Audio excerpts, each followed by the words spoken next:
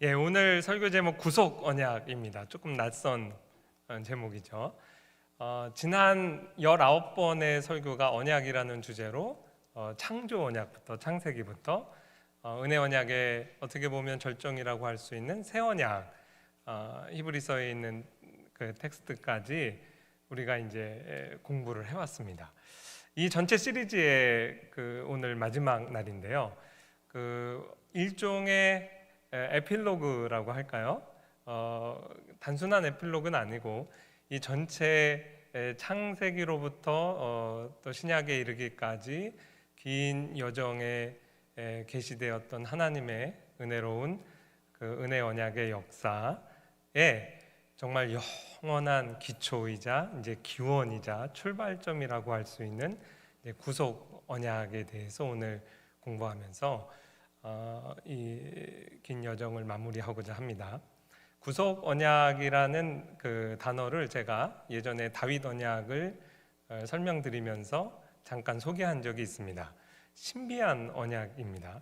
하나님께서 창세 전에 이 우주를 창조하시기 전부터 우리의 타락과 또 예수 그리스도의 구속 사역에 관한 모든 내용을 아시고 삼위 하나님 사이에 하나님의 백성을 어떻게 구원할까, 특히 이 예수 그리스도의 구속 사역에 관한 모종의 합의 또는 의논 또는 언약이 있었다고 신학자들이 이야기하는 겁니다.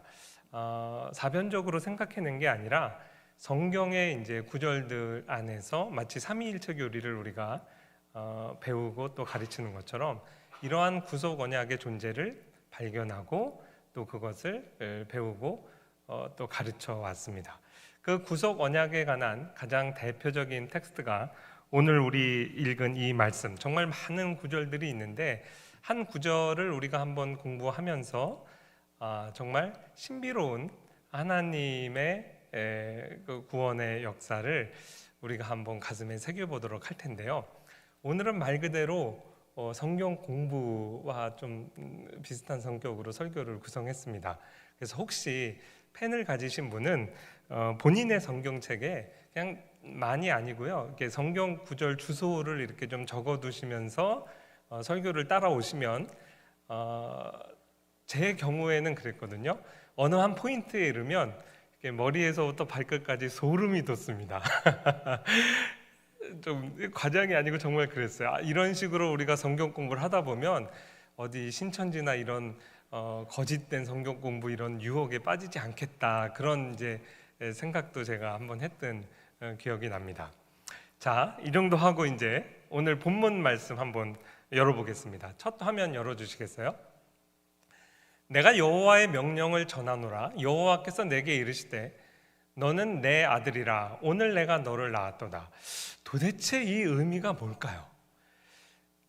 이 성경 말씀은 정말 2000년 전에 이미 주어졌죠. 그래서 우리의 선배들이 이 말씀의 의미가 무엇일까 이렇게 묵상하던 중에 복음의 원수들이 먼저 이 구절을 자기들의 교리를 설명하는 잘못된 해석으로 이제 이용을 하기 시작했어요. 예를 들면 성자 하나님의 신성을 부정하는 초대교회 아리우스 이단이라든지 예수님은 하나님이 아니라 보통 인간이었는데 그의 의로움으로 말미암아 또 의로운 행위로 말미암아 하나님에 의해 하나님의 아들로 양자로 입적된 것이다, 이렇게 이제 주장하는 초대교회 이단들이 이거 봐라, 하나님이 성부 하나님이 성자를 낳으셨다며 낳기 전에는 성자가 안 계신 때도 있었겠지, 또 이거는 성부 하나님이 성자를 입양했다는 뜻이야, 이런 식으로 이제 삼위일체 교리를 논박하는 하나의 논거로 이 구절을 또 사용하기도 했어요.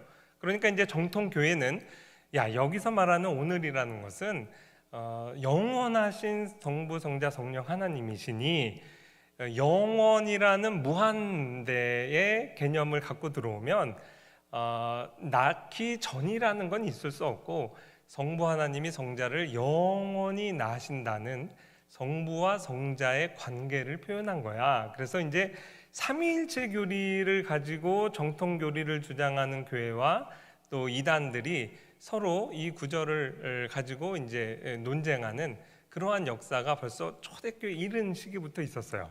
그러니까 하나님이 이 구절을 교회 역사에 보면 이게 전면에 드러내신 거예요. 이 의미를 너희가 좀 제대로 파악을 해야 된다라고 일찍부터 가르치신 거죠. 성경의 의미는 성경이 성경을 해석합니다. 이것이 바른 성경 해석의 정말 중요한 원리예요. 영어로 표현을 하면 Scripture by Scripture. 성경이 성경을 해석하는 것이 가장 정확한 해석이죠.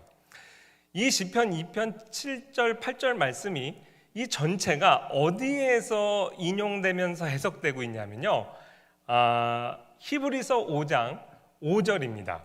그러면서 이 시편 2편 7절에 나온 너는 내 아들이라 오늘 내가 너를 낳았도다의 의미를 명확하게 드러내고 있어요.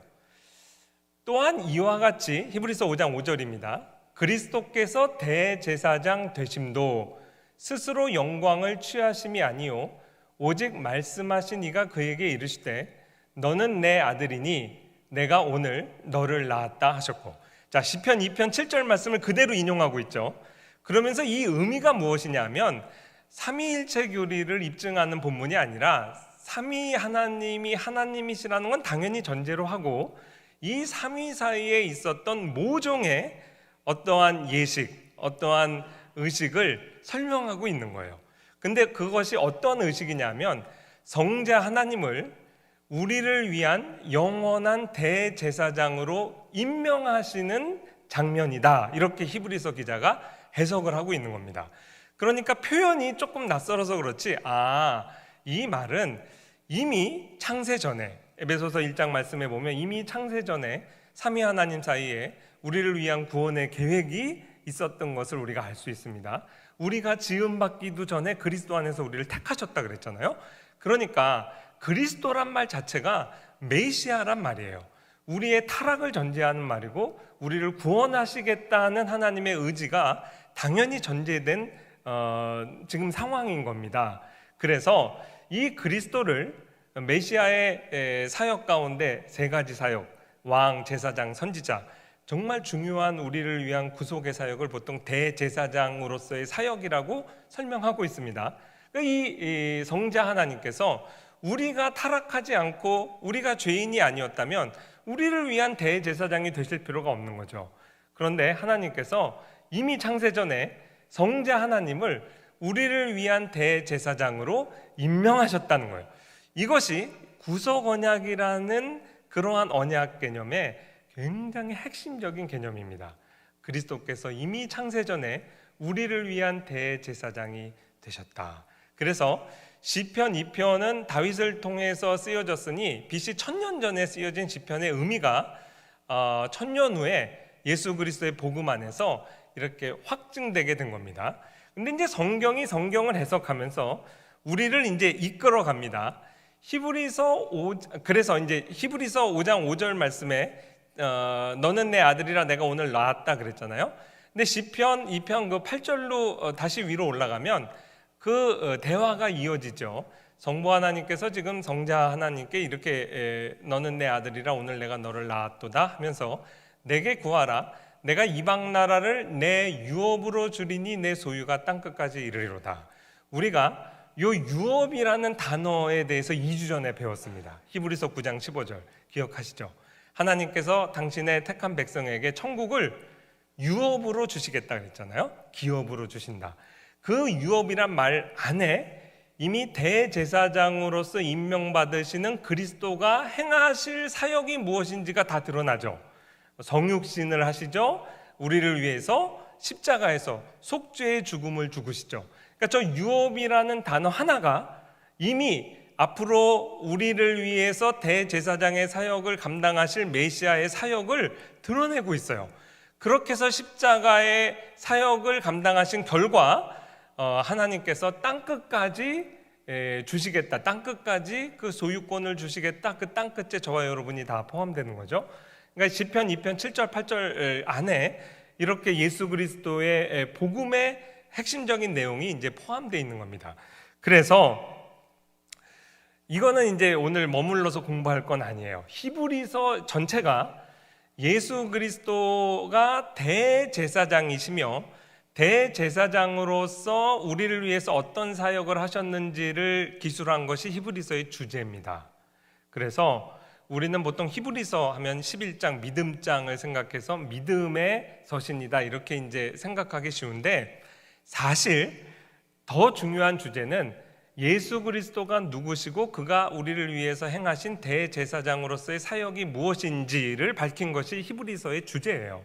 그리고 믿음장은 그 다음에 11장에 나오죠. 이러한 예수 그리스도가 우리의 믿음의 주요 온전케 하시는 이고, 그래서 결국 우리를 위한 대제사장 예수 그리스도를 바라보자. 구약의 성도도 믿음으로 바라봤다. 우리도 믿음으로 바라보자. 이게 이제 11장에 적용이 되는 겁니다. 그러니까 전체는 그리스도가 누구시고 그가 행하신 일이 무엇이냐를 잘 설명한 게 이제 히브리서인데, 그리스도가 대제사장으로서 행하신 일이 성육신, 십자가, 부활, 승천하시고 보좌 우편에 앉으신 내용까지 히브리서가 잘 설명하고 있어요. 그러니까 지금 시편 2편 7절 8절 말씀을 인용하면서 대제사장으로 임명되신다 하고 그 논의를 이제 쫙 펼쳐가기 시작하는 겁니다. 여기까지만 하고 다시 본문으로 오겠습니다. 자, 히브리서에서 이 시편 2편 7절의 말씀 의미를 설명하면서 진도가 조금 더 나갑니다. 6절 보겠습니다. 또한 이와 같이, 이게 중요한 말이에요. 자, 그리스도께서 이미 영원 전에 성자 하나님이 우리를 위한 대제사장 메시아로 임명을 받았다라는 사실을 시편 2편에서만 하나님이 가르쳐 주는 게 아니라 이 똑같은 내용이 어디에 기록되어 있냐면, 또한 이와 같이 다른 데서 말씀하실 때 내가 영원히 멜기세덱의 반차를 따르는 제사장이라 하셨으니, 자, 어느 구절을 인용합니까? 시편 110편 4절 말씀을 인용하고 있어요. 그러니까 시편 110편 말씀의 주제와 시편 2편의 주제가 똑같다는 것을 지금 히브리서 기자가 설명을 해주는 거죠.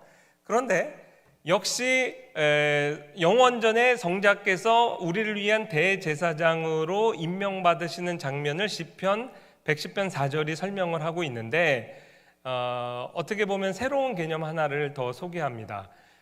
너는 내 아들이라 오늘 내가 너를 낳았다라 정도로 얘기하지 않고 좀 더 구체적으로 너는 어떤 대제사장이냐면 멜기세덱의 서열을 따라 영원한 제사장이라. 그러니까 앞으로 메시아로 오실 이 그리스도는 우리를 위한 대제사장인데, 어떤 대제사장이냐? 멜기세덱의 서열을 따르는 대제사장이다. 야, 이러니까 이제 멜기세덱에 대해서 공부 안 할 수가 없잖아요. 그러니까 성경이 우리를 지금 시편 2편에서 히브리서 5장 5절 6절로 가면서 다시 우리를 시편 110편으로 안내하죠. 그러면서 멜기세덱에 대해서 좀 공부해. 멜기세덱은 어디 나오게요? 창세기 14장에 나옵니다. 그래서 성경의 논리를 따라서 공부해 보는 게 되게 중요해요. 2019년 11월 5일 날 세계적인 신학자 D. 칼슨 교수님이라고 미국의 트리니티 신약 교수님이에요.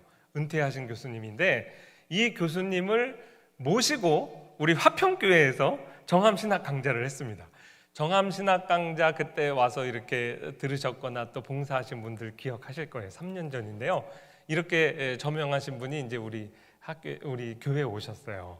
이왕에 오신 김에 바로 돌려보내드리질 않고 그 다음 날부터 3일 동안 우리 합신에서 D. 칼슨 교수님을 모시고 우리가 강의를 들었습니다. 이 D. 칼슨 교수님이 2019년에 강의하신 핵심적인 강의 주제 중에 하나가 이 멜기세덱에 관한 논의를 이제 풀어주신 건데, 얼마나 저희가 다 재밌게 공부했는지 모릅니다. 자, 멜기세덱은 어떠한 존재냐면 히브리서 7장에 이렇게 기록되어 있어요. 그 이름을 해석하면 먼저는 의의 왕이요, 왕입니다. 이 사람은. 그 다음은 살렘 왕이니, 왕이에요. 예루살렘의 왕이었다. 이렇게 이제 학자들이 추정하고 있어요. 곧 평강의 왕이요, 아버지도 없고 어머니도 없고 족보도 없고 시작한 날도 없고 성경에 이 사람에 대해서 족보를 기록하지 않았다는 거예요. 그러나 살렘의 왕이었다라고 얘기하면서 동시에 이 사람의 신분이 뭐냐면 지극히 높으신 하나님의 대제사장이라고 성경이 기록하고 있어요. 하나님의 이름과 닮아서 영원한 대제사장으로 있느니라. 그 히브리서 7장 말씀에 보면 무엇이 포인트냐면 이 멜기세덱은 존재 자체가 어느 직분을 갖고 있냐면 왕이면서 동시에 지극히 높으신 하나님을 섬기는 대제사장이었다는 것이 이제 성경에 기록된 멜기세덱에 관한 진술이에요. 이 포인트는 어디 있느냐? 왕이면서 동시에 제사장이라는 거죠. 이해를 돕기 위해서 제가 2011년에 나왔던 흥미로운 서울신문의 기사를 제가 스크랩해둔 거를 이제 소개합니다. 미라로 남은 사회주의 국가 지도자들, 김일성, 목택동, 호찌민, 스탈린, 레닌, 그리고 고 임시에 김정일이 또 미라됐습니다. 참 이상하죠. 그 사회주의 국가의 이제 독재자들이 죽은 다음에 마치 이집트의 그 파라오들을 미라로 만든 것처럼 이렇게 미라로 만들어서 지금도 보존하고 지금도 북한에 가면 먼저 가가지고 거기다가 이렇게 경의를 표하게 하잖아요. 마치 국가의 정치적인 수장이 그 나라의 신이 되는 것과 같은 양상입니다. 근데 이게 유독 사회주의 독재자들이 그렇게 한단 말이에요. 비용이 생각보다 많이 들던데요. 제가 이제 기사를 읽어보니까 미라로 만드는 것도 한 번 만드는 것도 비용이 드는데 그걸 매년 그걸 유지하고 어떻게 관리하는데 수억 원이 든대요. 이것이 무엇을 말해주냐면 절대 권력은요 반드시 부패하기 마련이라는 것 얘기 들어보셨죠? 역사를 통해서 우리가 배운 교훈이에요. 절대 권력은 이 사람들 절대 권력을 누렸잖아요. 정치적으로 절대 권력을 갖게 되면 본능적으로 더 큰 권력을 탐하게 되는데 정치를 넘어서 더 절대화된 권력은 종교의 영역으로 넘어가는 겁니다. 그래서 북한도 김일성 오늘 기도하신 분도 그 부분을 언급하셨는데 북한도 종교적인 영역으로 이미 넘어간 걸 우리가 다 알아요. 그래서 김일성, 김정일 부자의 우상화가 이미 진행되고 있잖아요. 참 이상하죠. 예수님께서 이 드라크마의 형상이 누구냐라고 한 것 기억하세요? 거기 이제 로마 황제 얼굴이 기억되는데 제가 이제 때가 되면 그 주화를 보여드릴게요. 앞면에는 신의 아들이란 말이 있고요. 그 뒷면에는 라틴어로 폰티펙스 막시무스라고 돼 있어요. 폰티펙스가 제사장이란 말이고요. 막시무스가 제일 크다는 말이에요. 합치면 뭐예요? 대제사장이에요. 그러니까 로마 황제도 절대 권력을 누렸죠. 절대 권력을 누리는 정치적인 수장이 곧 제사장. 내가 종교적으로도 대제사장의 위치를 차지한다. 그 이후에 지금 사회주의 국가의 독재자들이 정치적인 절대 권력을 누린 자들이 어떻게 보면 종교의 영역을 침범하는 것을 우리가 봅니다. 그렇기 때문에 역사의 교훈으로 절대 권력은 반드시 부패하기 때문에 이거를 분산시켜야 된다. 그래서 삼권 분립, 우리나라도 그렇죠. 입법부와 사정부와 행정부가 분립되어 있잖아요. 이게 한 사람에게 모인다고 생각해 보세요. 그러면 이제 독재가 일어나게 되는 겁니다. 그 역사의 교훈이죠. 이스라엘도 비슷한 권력의 분립이 있었습니다. 그 율법이 그거를 아예 명시하고 하나님께서 정치와 종교의 영역을 우리는 이스라엘은 신정 통치라고 알고 있지만 그 안에서 정치와 이 종교의 영역, 신앙의 영역을 하나님이 철저히 구분했어요. 그래서요 왕은 다윗 왕 이후로 유다 지파에서만 나옵니다. 그렇죠? 제사장이 결코 될 수가 없어요.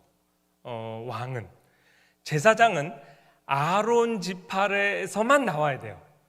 그래서 이스라엘의 왕이 권력을 탐하여 내가 종교적인 어떤 권리도 좀 갖고 싶다 이렇게 하면 하나님에게 정말 크게 혼났습니다. 이스라엘 역사에 있어서 사울 왕이 하나님에 의해서 폐위됐죠. 사울 왕의 죄가 뭐예요? 블레셋과 전쟁하는 중에 사무엘 제사장이 안 오니까 자기가 제사를 드렸죠. 그때 사무엘을 통해서 왕이 망령되이 행했다고 하나님께서 사울을 버렸어요. 굉장히 큰 죄입니다. 그 다음에 우시야 왕이라고 있어요. 출발은 좋았는데 성경에 보면 왕의 마음이 교만해져서 성소에 들어가서 제사장만이 할 수 있는 향단에 그 불을 붙인 거예요. 그러니까 그 당시 제사장 아사랴가 따라와서 80명을 데려와서 뭐라고 얘기했냐면 여호와께 분향하는 일은 왕이 할 바가 아니요 오직 분향하기 위하여 구별함을 받은 아론 자손 제사장들이 할 일입니다. 이러니까 왕이 물러서지 않고 역정을 내요. 화를 내니까 그때 제사장들이 보는 앞에서 하나님이 한센병에 걸리게 합니다.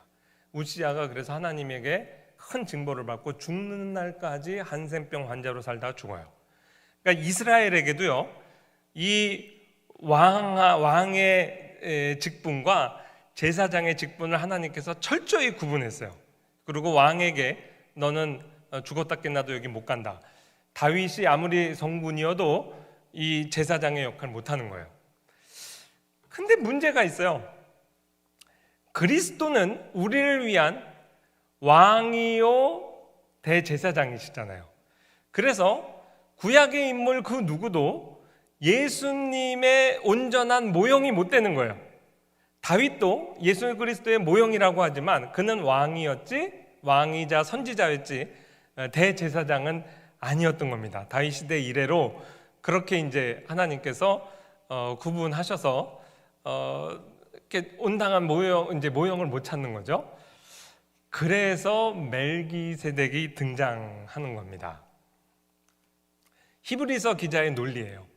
우리의 메시아 되신 그리스도께서는 어느 지파에서 나오셨어요? 다윗의 자손이에요. 유다 지파인 거예요. 그러니까 그리스도께서 메시아 왕이다 하는 데는 그리스도를 나의 구주로 고백하는 유대인들이라 할지라도 아멘 쉽게 합니다. 그런데 그 그리스도께서 우리를 위한 대제사장으로 이렇게 속죄 사역을 하셨다 할 때는 갸우뚱하는 거예요. 유다 지파의 자손으로 오신 분이 어떻게 대제사장이 되지? 이러니까 그 율법이 만들어지기 더 이전에 우리 메시아 되신 그리스도의 모형이 있으니 그 존재가 멜기세덱이다. 왜냐하면 멜기세덱은 의의 왕이요 평강의 왕이요 살렘의 왕이면서 영원한 하나님을 섬기는 대제사장이니 그 멜기세덱의 반차를 따르는 대제사장이란 말 자체가 앞으로 오실 메시아는 대제사장이면서 동시에 왕이신 분이다. 이제 이해가 되시죠? 그래서 우리의 타락, 인간의 죄성 때문에 권력을 이렇게 분산시키는 거지 정말 의로우시고 전혀 죄가 없으신 선하신 통치자 한 분이 계시다면 그분이 우리를 대제사장으로서도 다스리시고 왕으로서도 다스리시고 또 선지자의 직분을 행하셔서 우리를 가르치시기도 한다는 것은 가장 이상적인 메시아 왕국의 모델이 되는 겁니다. 그런 부분에서 멜기세덱의 존재가 필요한 거죠. 캘빈이 이 부분을 그래서 잘 주의를 하고 있어요. 예루살렘의 왕이면서 지극히 높으신 하나님의 제사장인 멜기세덱이 율법 시대 이전에 메시아의 모형으로서 믿음의 조상 아브라함에게 제시된 것이다.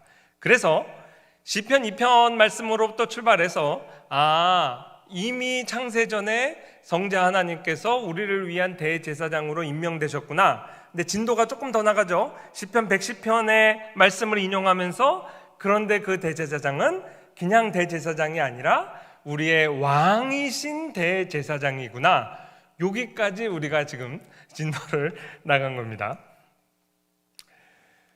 그리고 나서 시편 110편 4절을 인용했으니 시편 110편 말씀을 우리가 자연히 읽게 되죠. 시편 110편 말씀이 그냥 인용된 말씀이 아니에요. 1절부터 보면 여호와께서 내 주에게 말씀하시기를 내가 내 원수들로 내 발판이 되게 하기까지 너는 내 오른쪽에 앉아 있으라 하셨도다. 여호와께서 시온으로부터 주의 권능의 규를 내보내시리니 주는 원수들 중에서 다스리소서. 너는 멜기세덱의 서열을 따라 영원한 제사장이라 하셨도다. 주의 오른쪽에 계신 주께서 그의 노하시는 날에 왕들을 쳐서 깨뜨리실 것이라. 문 나라를 심판하며 이웃 나라의 머리를 치실 것이라. 요 내용이 시편 110편 말씀이에요. 딱 봐도 유명한 말씀이 딱 들어오죠. 시편 110편 1절 말씀 우리가 이미 살펴봤습니다. 어디에서 인용됐냐면 예수님께서 바리새인들에게 질문하신 내용이죠. 앞으로 오실 메시아 그리스도에 대해서 너희는 어떻게 생각하냐? 다윗의 자손입니다. 근데 다윗의 자손인 그 메시아를 향해서 다윗이 어떻게 하나님에게만 쓰는 표현, 여호와께서 주께서 내 주에게 자신의 후손으로 오는 자손을 향해서 나의 주님이라고 표현할 수 있느냐? 이 말이 무슨 의미일까요? 이 앞으로 오실 메시아가 보통 주권자가 아니라 하나님 자신이라는 것을 예수님께서 110편 말씀을 인용하면서 해석해 주시죠. 이 110편은 보통 시편이 아니라 메시아의 시편이에요. 이 메시아가 성육하신 메시아가 성육하신 하나님이라는 것을 드러내는 엄청난 본문입니다. 게다가 우리가 사도행전 2장 베드로의 그 3,000명을 회개시키는 설교에 대해 배웠죠. 그때 시편 16편 말씀과 더불어 인용됐던 메시아의 시편이죠. 그래서 이 메시아의 시편 1절과 2절 말씀을 읽어가면서 이 메시아께서 우리를 위해 십자가에서 돌아가시고 3일 동안 무덤에 계시다가 부활하시어 승천하셔서 하나님 보좌 우편에 앉아 계시다. 그거를 예언한 시가 시편 110편 말씀이에요. 그 지금 4절 말씀을 우리가 히브리서 기자를 통해서 공부한 겁니다. 그리고 나서 봤더니 시편 110편 말씀은 확실한 거는 멜기세덱의 반차를 따르는 대제사장으로서 우리의 메시아가 오신다 뿐만 아니라 1절 말씀이 예수님에 의해서 인용되고 베드로의 설교를 통해서 인용된 거 볼 때 이 메시아는 다윗의 위에 앉으시는 그 왕이다. 그러니까 결국 메시지가 같아요. 히브리서 5장 5절 6절과 시편 110편 말씀 전체가 앞으로 오실 메시아께서 왕이시면서 우리를 위한 대제사장이라는 메시지를 선포하고 있는 거예요. 그러니까 우리가 이제 여정을 살펴보면 시편 2편 7절 8절 말씀의 의미가 무엇일까라고 생각해서 출발을 해서 앞으로 오실 메시아가 우리를 위한 대제사장으로 임명받으셨다라는 의미를 알게 됐고, 거기서 히브리서 5장 5절에서 6절로 우리를 안내하면서 다시 110편 말씀으로 우리를 이끌어가면서 대제사장일 뿐 아니라 그분은 우리를 위한 왕이시다라는 것까지 진도를 나갔죠. 이 정도 이렇게 공부를 해보면 히브리서 5장 말씀이나 이 110편을 인용하는 마태복음 22장 말씀이나 사도행전 2장 베드로의 설교를 볼 때 메시아의 왕직과 제사장직을 우리가 알 수 있다고요. 그러면 처음 출발점이 됐던 시편 2편 7절 8절로 다시 돌아가서 시편 2편 말씀도 혹시 앞으로 오실 메시아가 우리의 대제사장일 뿐 아니라 왕이신 사실 진리를 선포하지 않을까? 자연히 그런 의문을 갖게 됩니다. 110편 말씀이 제왕시 이렇게 장르를 구분하거든요. 근데 시편 2편 7절 8절 말씀 바로 한 절 전에 6절을 여러분께서 한번 읽어보시면요, 제가 여기서 소름이 돋아요. 성경은 7절 8절을 인용하고 있지만 사실 6절의 말씀을 당연히 전제로 하고 있는 겁니다. 바로 한 절 전에 내가 나의 왕을 내 거룩한 산 시온에 세웠다 하시리로다. 시편을 연구한 학자들이 시편 110편과 마찬가지로 시편 2편도 그 장르를 제왕시로 이제 구분을 하고 있어요.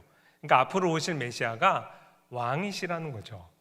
근데 이 왕이신 메시아께서 하시는 일이 무엇이냐면 우리를 위한 대제사장의 속죄의 사역을 하신다라는 것을 계시하신 겁니다.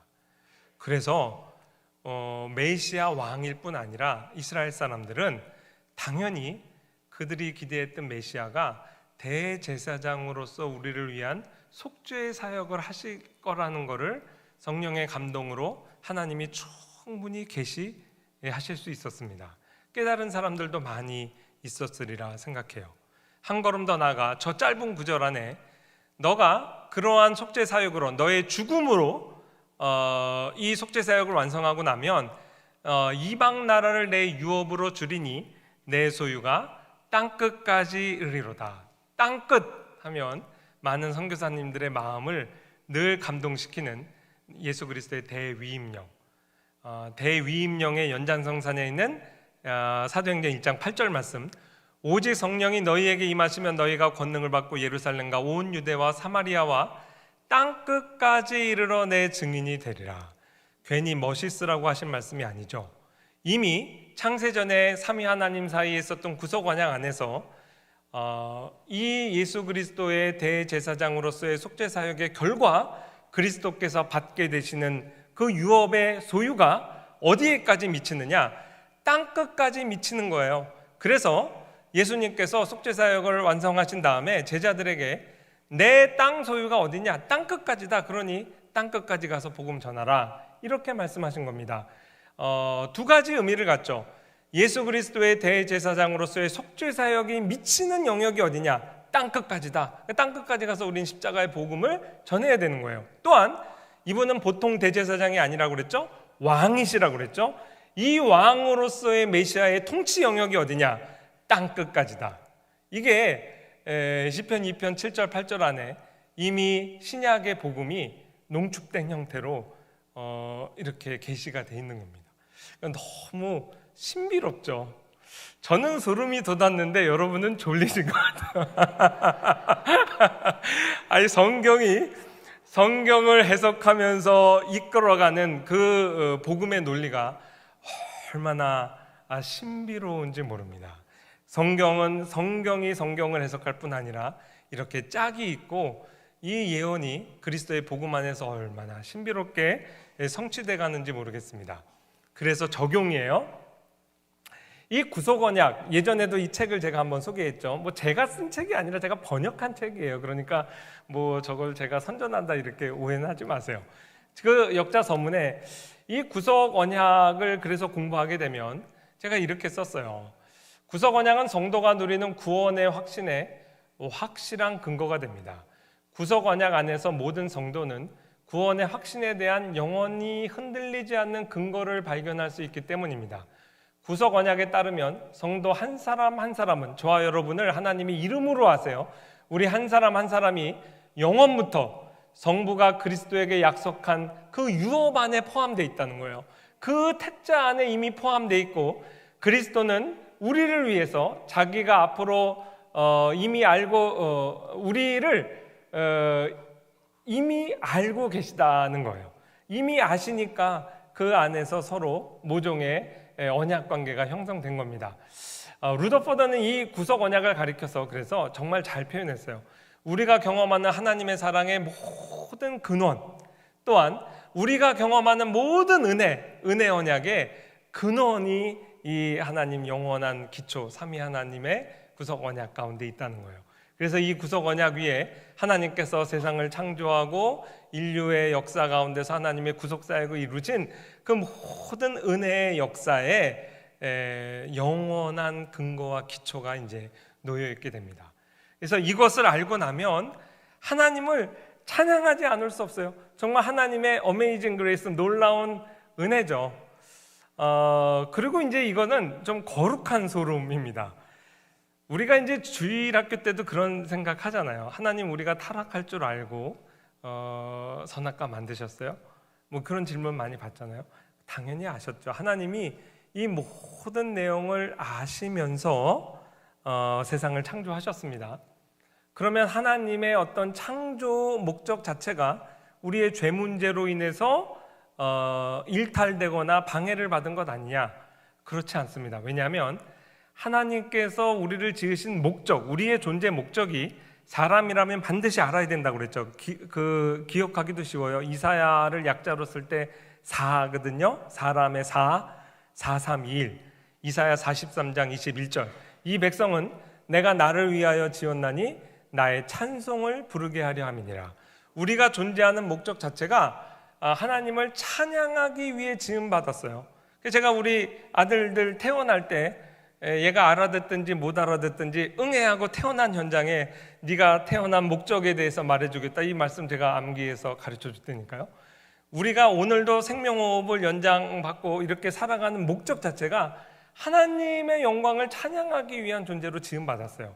그런데 우리가 타락하고 죄인이 되고 하나님께서 사람이 되셔 끔찍한 십자가의 고통을 겪으시고 이 모든 과정을 볼 때 과연 이 목적에 우리가 한 목적적인 존재로서 존재하는가? 하나님은 결코 손해보시는 분이 아닙니다.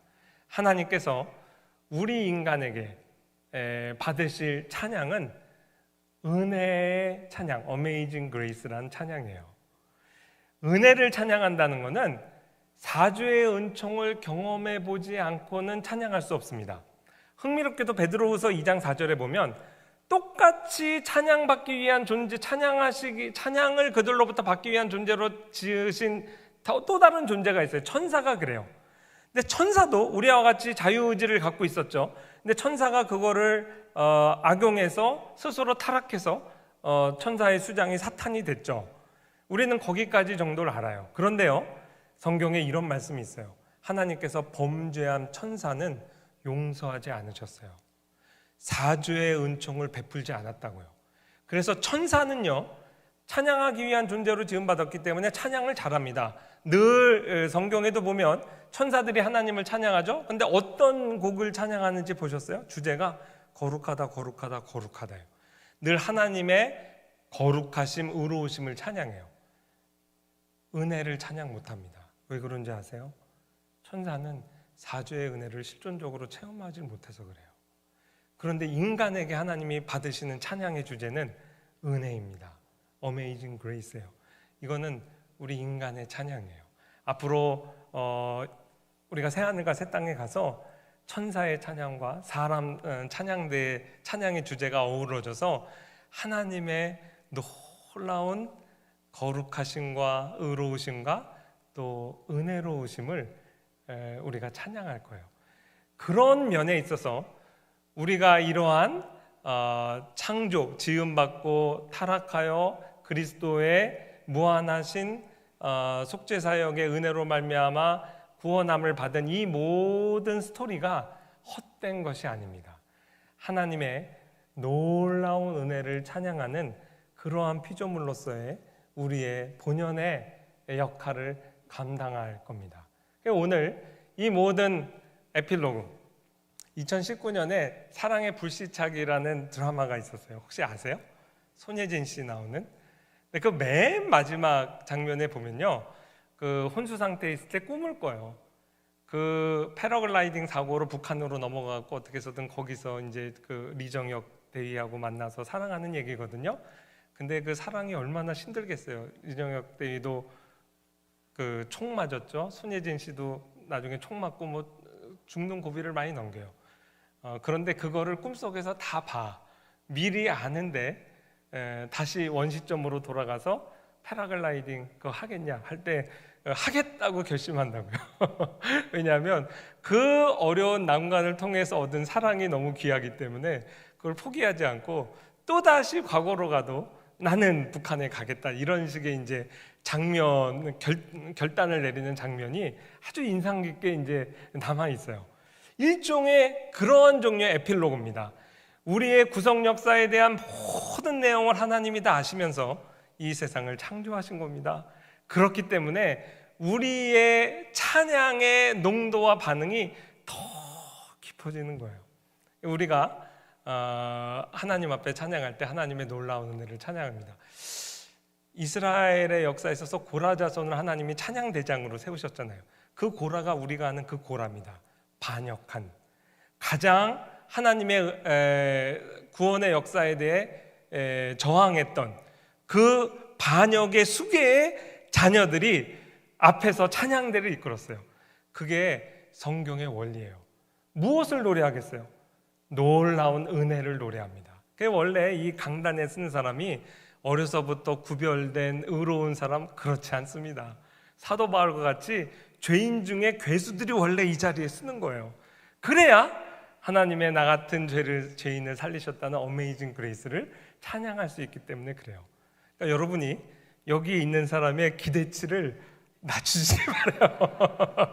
그런 의미에서 제가 마지막 오늘은 뮤직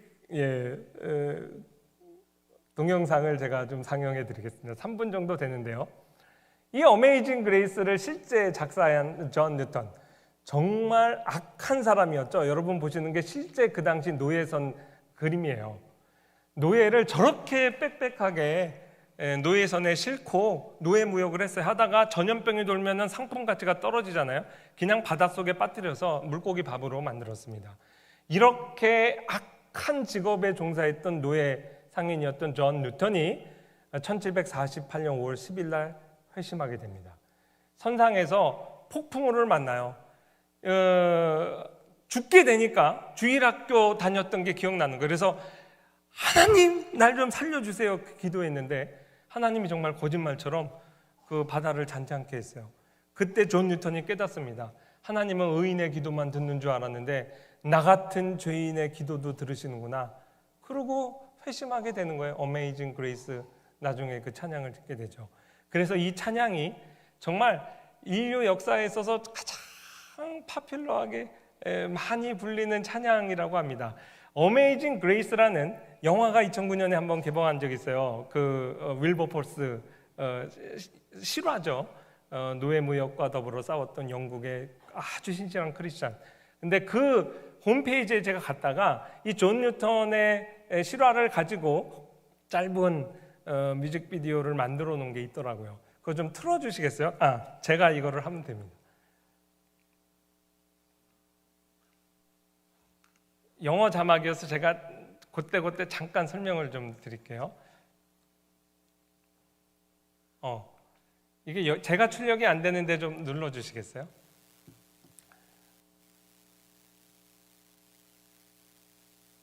예, 요 화면 안에 파일이 있습니다.